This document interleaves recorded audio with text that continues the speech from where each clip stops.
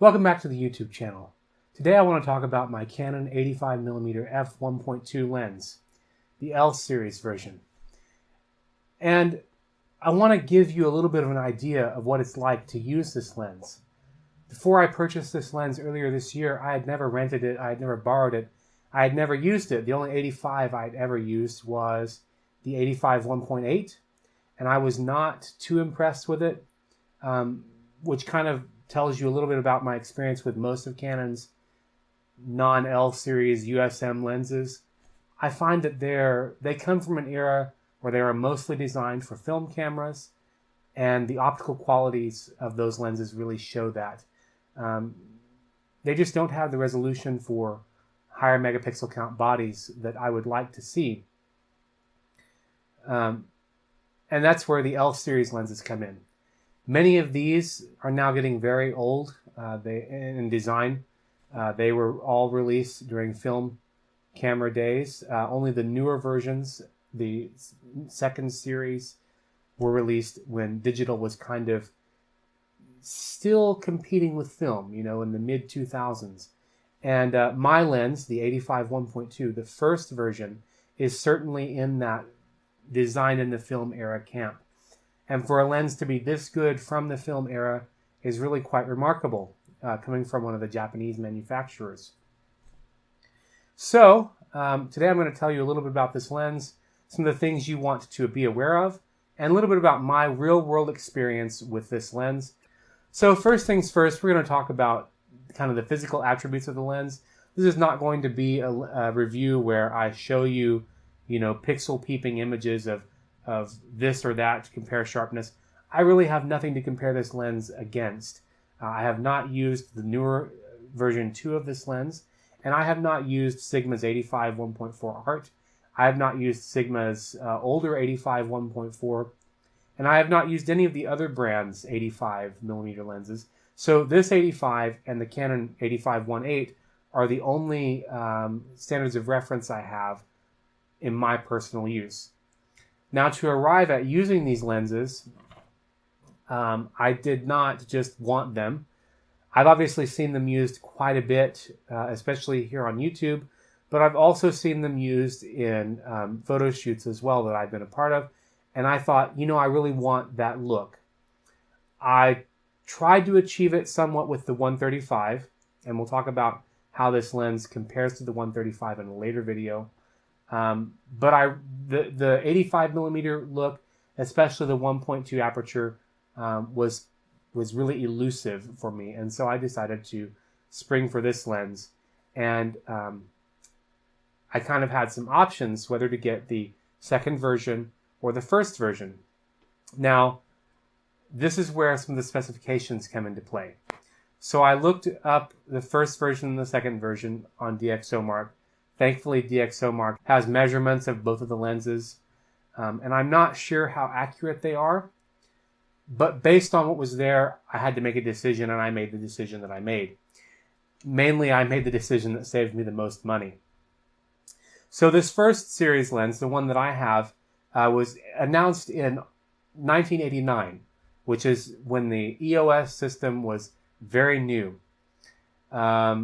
It comes in at 1,025 grams. It is heavy. It has 8 aperture blades, so it's supposed to give you rounded apertures. Take that with a grain of salt. And it has 8 elements and 7 groups.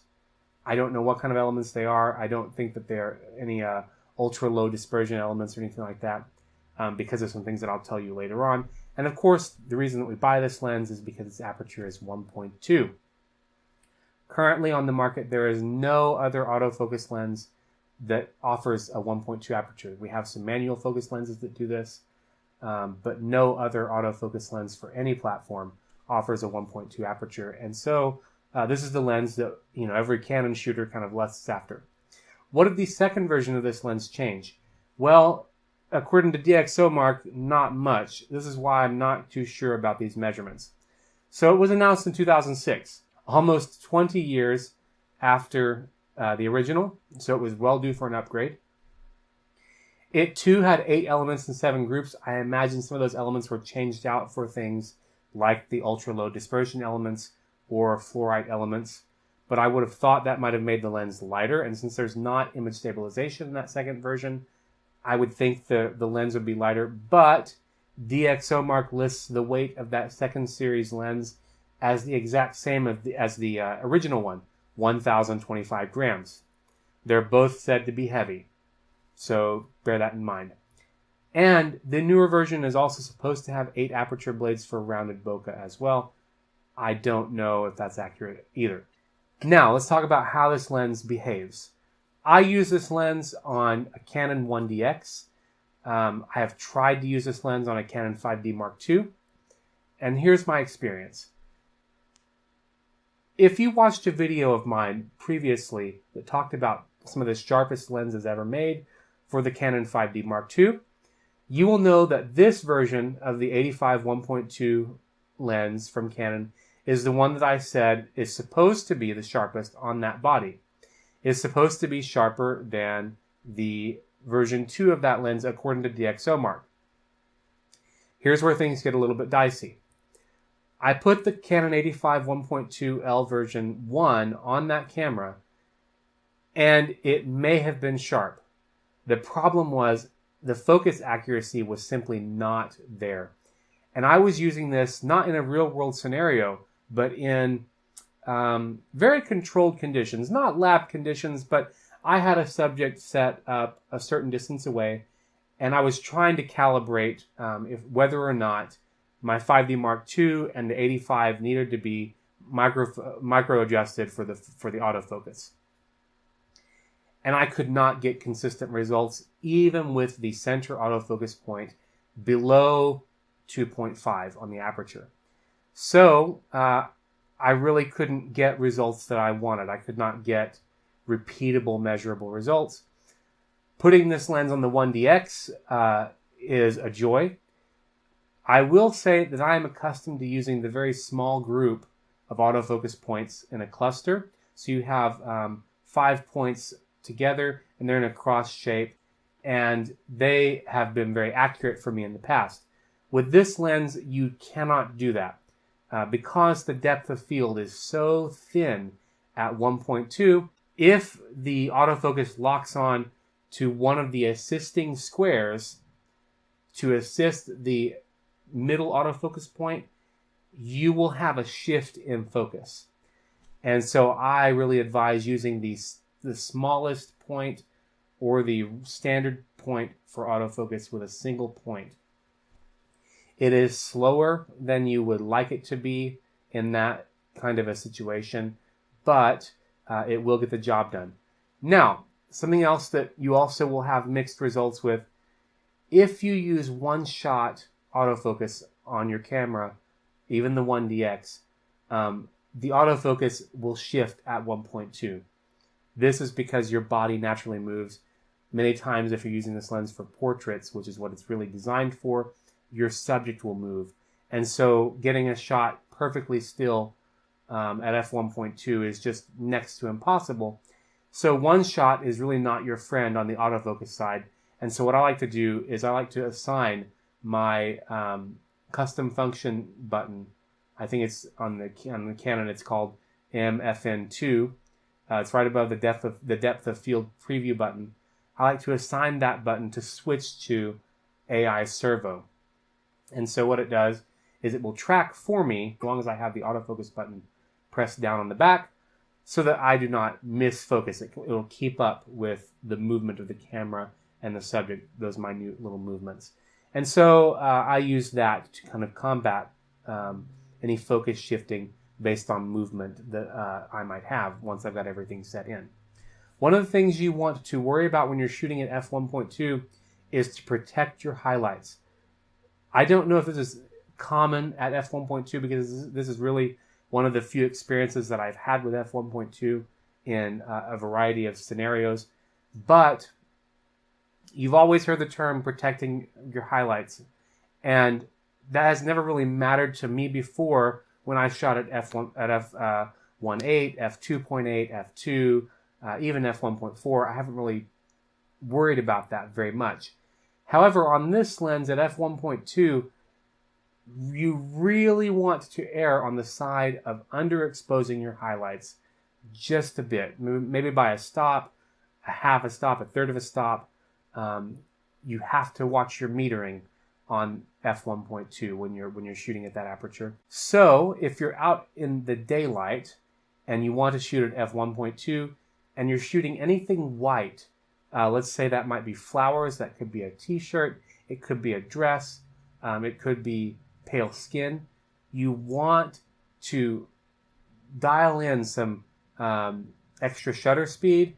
You want to bring that ISO down as low as it'll go. You might even try exposure compensating down by a stop, just to make those highlights not blow out, not clip.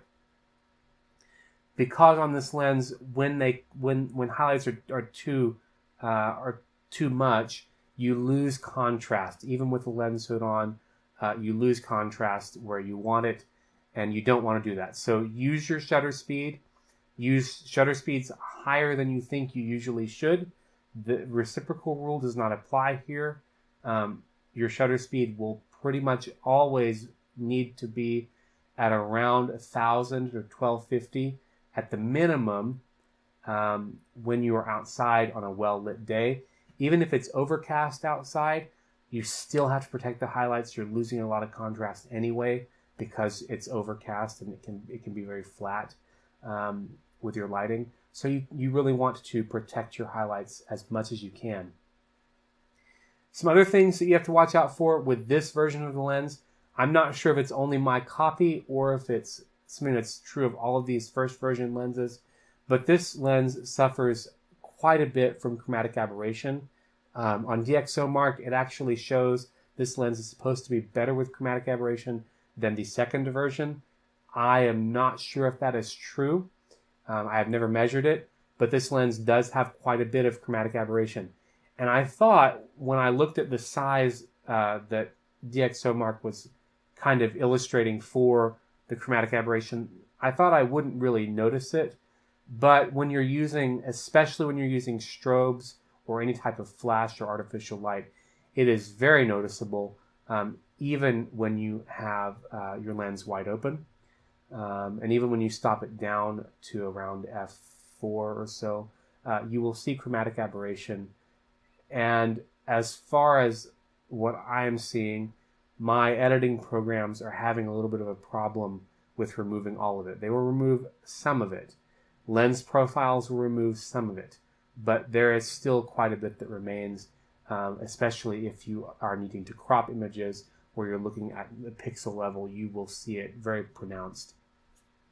So just be careful of that, watch out for it, and expect it. Know that you're going to get it. The second version may control that a little bit better, but I'm not sure. All right, so how does Sigma compare to this? Well, Sigma's 85mm 1.4 Art Series lens is essentially one of the sharpest lenses in the world. And it's supposed to be a better optical performer than this lens all the way around. However, this lens has an ace in the hole. It gives you f1.2 versus f1.4. And if you need f1.2, this lens or its successor are the only ones that you can get that give you autofocus at f1.2. It blurs the background beautifully. The bokeh is very, very nice. In this particular lens, I'm not sure if this is something to do with this series of lens or if it's something to do with this copy. But if you look at the bokeh, especially if you overexpose a little bit, if you want your image to be a little bit brighter, you will see some onion patterns in the bokeh. The bokeh also is not completely round in every part of the frame. So as you go to the outer edges of the frame, you get more cat's eye bokeh. And in some places, if the bokeh is extremely on the outside of the frame, you will notice that the sides of the bokeh or the bottom of the bokeh, if it's the top or bottom, are kind of locked off, which is not, to me, is not a pleasant look. This is why Sigma's Art Series lens is so large in diameter for the elements, because it tries to overcome that. It tries to get all of the bokeh to be as uniform and symmetrical as possible. This lens is a giant for its time, and it still cannot overcome that physical limitation of lens design. Now, let's talk about how that weight that we mentioned earlier kind of translates to real-world use. I mentioned that I had this lens on my 5D Mark II. It is a beast of a lens on a 5D series camera. On my 5D Mark II, I could not even put the camera down without the battery grip. I don't use one on my 5D series cameras very often, but I could not set it down completely. It always tilted backwards because the lens is so huge. It dwarfs your camera.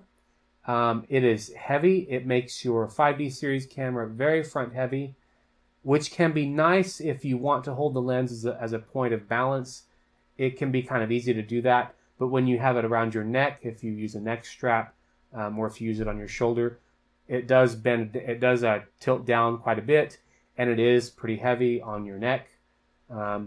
Putting it on the 1DX really settles out the weight. The whole package is pretty weighty at that point, so you will kind of get tired the more that you use that lens. But having the full gripped 1D series ergonomics really makes the balance a lot easier to endure, and I really find it to be a very comfortable shooting experience, and it helps me keep my biceps in check. Yeah, just kidding about that last part. Now on to image quality. I will say that I'm using this on an 18 megapixel full frame camera, and I really like resolution. I wanted this to work on my 5D Mark II so very badly, and the resolution would have been nice. It's kind of in that ballpark of the 24 megapixel golden rule, even though it's at 21, not very much to lose. But going from 21 to the 18 of the 1DX is really, it is a difference. And you notice that especially on very pixel dense screens. So now that 4K is really becoming a standard, you'll notice that your images don't quite blow up as nicely on screens anymore on an 18 megapixel image. And if you have to crop at all, you're cropping into it even a little bit. You're going down to 16 or 15 megapixels, which is not very big anymore for viewing. Printing is just fine. I haven't printed anything from this lens yet, but my Canon Pixma Pro 100 always gives me better print results than I think I have looking at them on a screen, which is always nice. Even at 13 by 19, I have never been disappointed by the image quality once I've printed, and I expect that will hold true for this lens as well. Back to image quality, I will say that it is razor sharp when you can nail focus. You have to have a camera that has a good focusing system that can make the movements for the autofocus very quickly. And so I really suggest that if you're going to go for one of these lenses, you need to put it on a 5D series body or a 1D series body. I've had it on the 1DX. The 1DX's autofocus system is the standard around which the 5D Mark III, the 5D Mark IV autofocusing systems still operate, and the 1DX Mark II uses a modified version of this, and the 5DSR uses a modified version of the original 1DX's autofocusing system. And I will say, going off subject for a bit, that that's getting a little bit old now that we're getting close to 2019. Canon really needs to bring us a newer autofocusing system, which I think if they stick around with DSLRs for the next 3 or 4 years, they might do. We'll see. But as a DSLR shooter, I would really like to see that. This lens operates very well with the 61-point focusing system, and in the 1DX, it tracks very nicely. You've all heard that this lens is slow to focus. Yes, it is, but not as slow as you might originally think from the reviews that you might have read or the videos that you may have seen on this lens before. This lens can track moving subjects that are, sort of leisurely strolling about. It is not going to be a focusing demon for sports shooters. But if you're trying to lock focus on the subject, it can do that. It is not as slow as my original 50mm 1.8 from Canon. So I had really low standards for what slow was going to be. And this lens really performs very nicely for me. Comparing it to my 135, it is not nearly as fast. Going between those two lenses, you realize the 135 is just a marvel of focusing speed. This, not so much. And at 1.2, it is accurate. At least my copy is on my 1DX. It has no micro adjustment at all. It performs stellarly well. I hope that's a word. Again, as I said before, you do not want to have this if you're shooting at 1.2 on any kind of group autofocusing setting. It will miss for you. You want to have it on as fine a point as possible, but even then you've got to be patient because it needs to lock on, which is hard for this lens to do at times.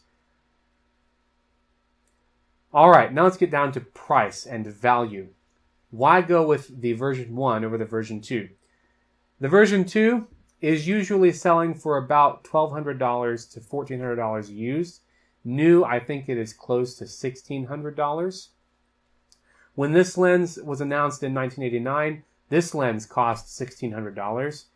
And now I see it usually for about $900 used to $1,000 used in good condition. There's not a lot of price difference unless you're buying from eBay or things like that. If you're looking on forums or Craigslist, this lens is going to be very close in price to what the second version is. And if that's where you feel comfortable buying, then you might be better served getting the version 2 with any of the benefits that it has, if any. I'm not sure what those might be yet. For me, this lens is a very high value lens because of the price that I paid for it. If I had paid $1,000 for this lens, and knowing that the Sigma 85mm 1.4 Art Series lens exists for very close to that price, I would have felt a little bit cheated by what I got. However, I purchased this lens earlier this year when there was a coupon code on eBay for up to $100 off of a purchase. And as soon as I saw that, I began looking for this lens for where to buy it. I found it on sale from a camera company, or a camera store, sorry. And they wanted $700 for it. And by using eBay's coupon code, I got this lens for, I think, altogether $627. So for me, with this lens costing, 2/3 of what it usually might, I felt very good about the value that I received. But if you're paying anything more than $700 or $800, you're better served, I think, looking at the second version. Even if you have to resell it, or if you want to resell it, you'll get more of your money back. Or if you don't need f1.2 and you really have to ask yourself that question, you might go with the Sigma 85mm 1.4 Art Series lens, which is a better performer in every way except for aperture. Well, that about sums up my thoughts on the Canon 85mm f1.2 L series lens, version 1. If I missed anything, let me know in the comments below. If you have some ideas about this lens or the differences between this lens and the second version, let me know that as well. If you have experience with this lens, what did you think about it? How did you enjoy it? Do you still own it? Would you or would you not buy it today? Let me know all of that in the comments below. Feel free to give this video a like. If you like the content that you see, if you want to see more content like this in the future, feel free to subscribe to my YouTube channel. And thank you for watching, and get shooting with your own gear. Bye-bye.